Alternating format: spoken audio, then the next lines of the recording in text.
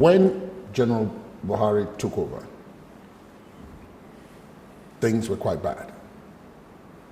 Then they became worse. Well, that's your statement. No, it's not my statement, it's fact. We went into a recession. Because he does not know what economic management is and does not have the But he's team. the one who still pulled us out of that recession. We are not out of recession. Well, the Statistics Bureau and the federal government have said we are. They said so in 2016. Do you believe them? It's not for me to believe them or not. They're the people in a position to tell us. Well, I am also in a position to tell you, because I can tell you that recession is tied to quality of life. Whatever your authorities tell you, if your quality of life does not improve, then you stand deceived. You stand hoodwinked. Everywhere else in the world, when they are in recession, their living standards fall. When they exit recession, their living standards improve. And I am telling you that the Naira is our life. The Naira is our purchasing power parity. The Naira equates us with the rest of the world. Here comes a government that wipes away 60% of our worth. If you were worth 100, now you are worth 40. But there's an explanation for that. I was given an explanation. We don't want explanation. No, because we want service. It had nothing to do with the government. Yeah. It had to do with, especially if you're talking about the exchange rate. Yeah. It had to do with the value of our foreign exchange reserves, which dropped drastically as at the time General Buhari took over. That coincided with a drop in the prices of oil, which is our main export. You're giving an answer to yourself. No, I'm not. I'm saying that. Let me answer you. You are disagreeing that we're not out of recession, that when you take the value of the Naira as a point, that could point to that. I'm saying to you that on this seat that you sat, have been previous guests before you to whom I put that precise question. And amongst them have been those who told me that that's directly linked to our foreign reserves. And that as our foreign reserves have improved, as indeed they have, the value of the Naira has appreciated. You will concede, won't you? That I won't concede. You will because concede I have my points. The dollars dropped, the Naira dropped to as much as 500 Naira to a dollar. But it has since picked and has stabilized around. Can I answer you? Yes, please go on. I just said that you just hold this on. Background. Let me tell you.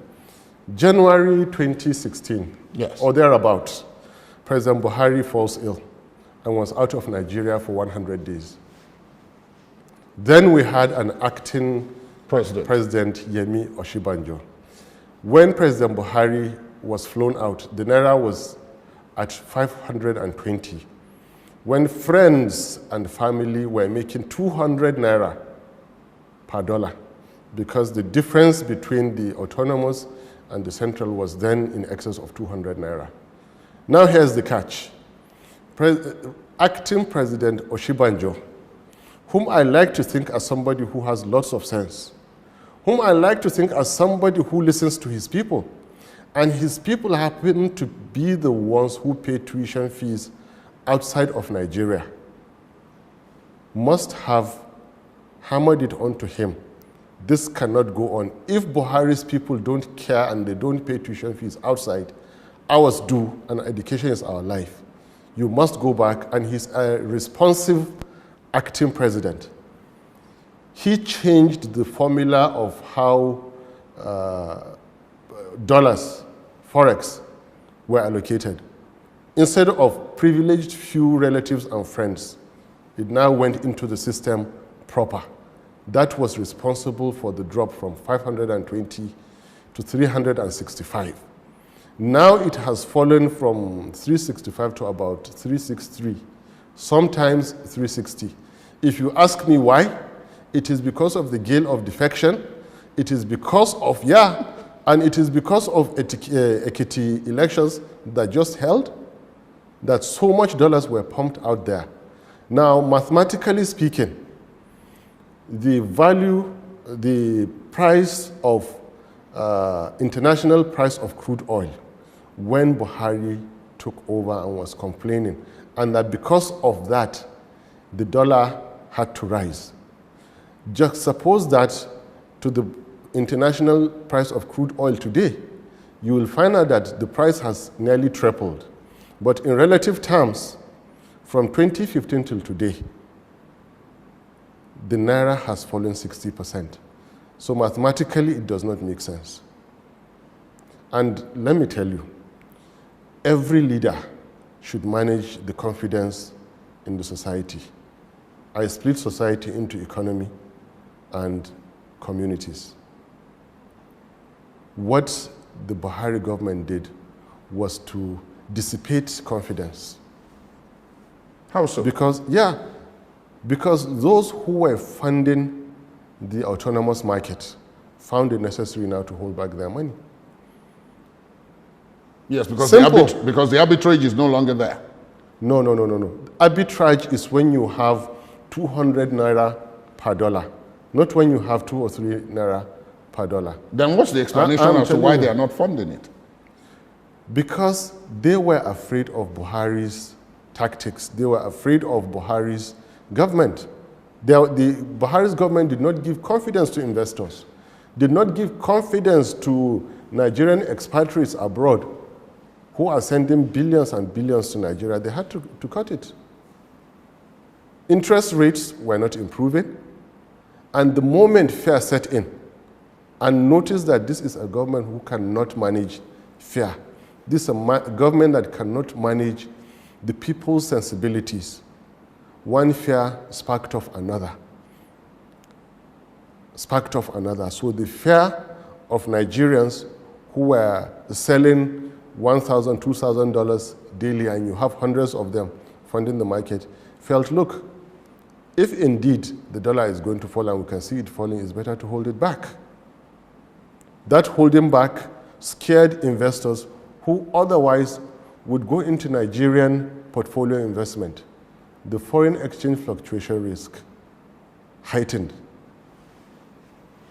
This is what happened. So it is critically important you read the gestures in the economy right. If you don't, the wrong information will continue to be passed out there.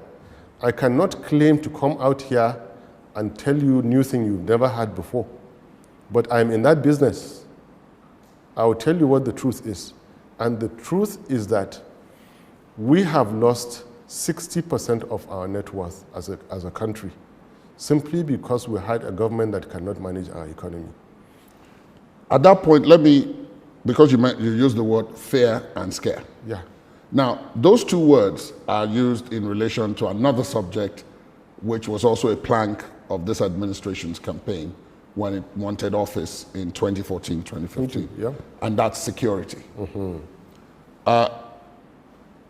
How do you think they've done in the last 3 years? I mean, take, for example, let's start with the battle against the insurgency in the Northeast, Boko Haram principally. How have they done in that regard? They have done very, very badly. Why do you say that? Thank you. There are specific technical points in winning a battle, and there are measurable outcomes in winning a war. I will use two clear examples. When the Nigerian Civil War ended, it was instant. The very next day, you could feel, you could breathe freedom and liberty. Brothers who were at war were embracing each other the next day. They were being readmitted back into the Nigerian society with open arms. This is not happening in the case of insurgency. Where are the perpetrators? At large. Where are their equipment, their weapons? At large. The territory claimed to be seized. Is government effectively holding that territory? No. The internally displaced persons who lived in those territories, have they been returned? And when they are returned, has their life gone back to normal? No. So in all this I have listed, I'm telling you, no, no, no, no. Abuja is at least 10 to 15% more in population because of IDPs. You see them on the road.